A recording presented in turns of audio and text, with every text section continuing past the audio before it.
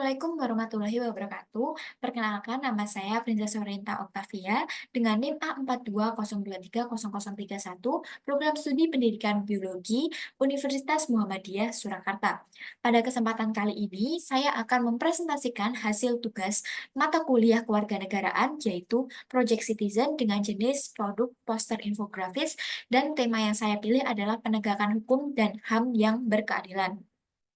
Langkah-langkah saya dalam membuat poster ini yaitu pertama adalah mencari referensi poster, yang kedua adalah mencari elemen-elemen poster yang akan digunakan di dalamnya, yang ketiga membuat sketsa, yang keempat adalah proses editing dengan bantuan aplikasi Canva. Nah, poster saya di sini berjudul Kasus Pelanggaran HAM yang Tidak Tuntas di Indonesia.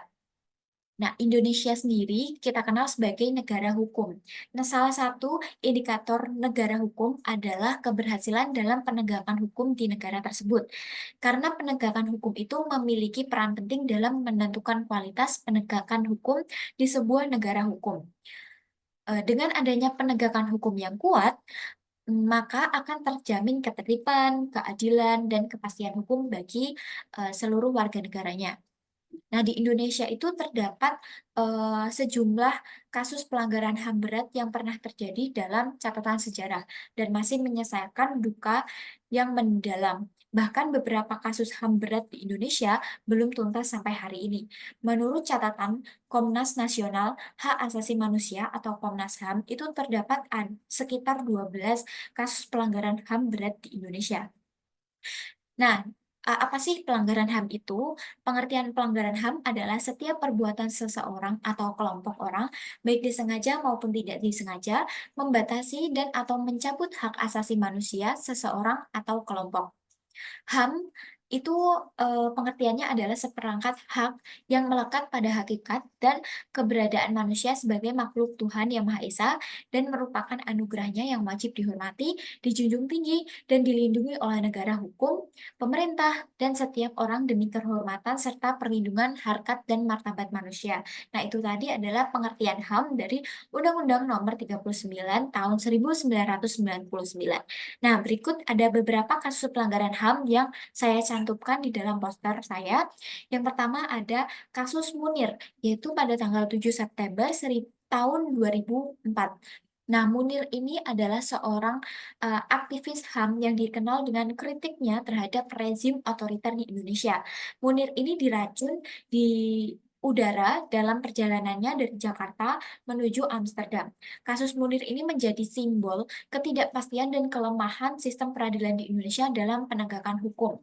Karena kasus Munir ini belum menemukan titik terang hingga saat ini. Yang kedua ada tragedi Trisakti pada tanggal 12 Mei 1998.